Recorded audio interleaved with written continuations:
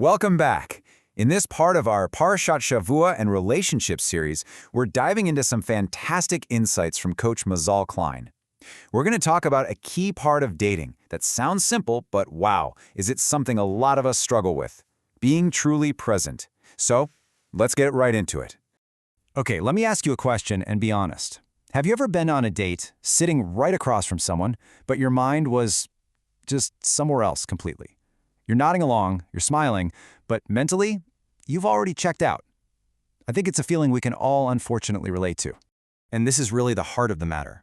You know, when it comes to forging a real connection with someone, just showing up physically, it's not nearly enough.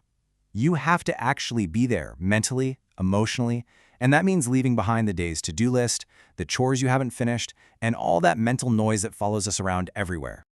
So, what is this noise that keeps pulling us away? Let's actually break down what's going on in our heads, all those thoughts and worries that stop us from just being in the moment. Well, first up, there's the baggage from our past. So often we show up to a new date still carrying the weight of old disappointments, maybe replaying conversations from dates that didn't go well, or even just carrying the stress from a super busy day that just ended. And then, our minds can swing to the complete opposite end. We start worrying about the future. We get all caught up asking ourselves things like, where is this even going? Or what's going to happen next? We get so obsessed with the destination that we totally miss the actual conversation that's happening right in front of us. And maybe the loudest noise of them all is the stuff that happens right there, in the middle of the date. It's that nonstop stream of self-criticism, of overanalyzing everything, that little internal voice that just refuses to be quiet. Does this sound at all familiar? That little voice saying, how do I look? What are they thinking about me right now? Is this even going well? We start picking apart every single word, trying to figure out if there's potential here. And before we even know it, our thoughts have completely drifted away and we've stopped letting the date just happen. But what happens when we can actually quiet that noise? Well, that's when we discover the real power of presence. It's all about shifting our focus away from the distractions and onto the here and now. Now here's a really powerful metaphor that Mazal shares. Think about it this way. Just like Shabbat comes along and puts a pause on the crazy race of the week, giving us space to breathe and reflect, a date can be an opportunity to do the exact same thing. It's a chance to intentionally, purposefully put everything else aside. So what are we really talking about with this word presence, or in Hebrew, noshechut? It sounds so simple, right? Just be in the moment. But really, it means making an active choice to be in the present, instead of getting pulled back by the past or pushed forward by anxiety for the future. And this is the reward. This is what's so brilliant.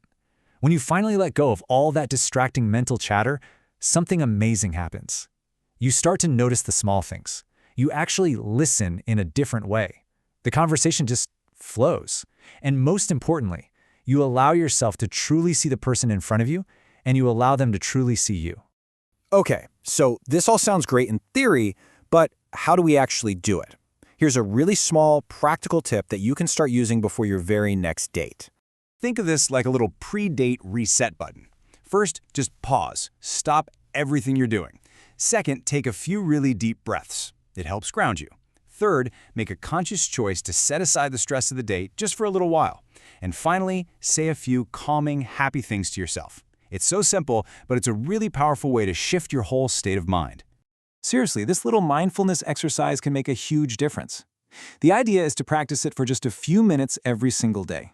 That way, when you're actually on a date and the pressure is on, being present will feel so much more natural. You'll be able to really be there. So what's the ultimate goal here? What's the real reward for putting in the effort to be present? Well, it's about creating the foundation for something truly meaningful. And this right here, this is the key takeaway. Because only from complete presence is true closeness born. A genuine connection, real closeness, it doesn't happen when our minds are somewhere else. It's born in those moments when two people are fully and completely present with each other. It's a thought really worth sitting with for a moment.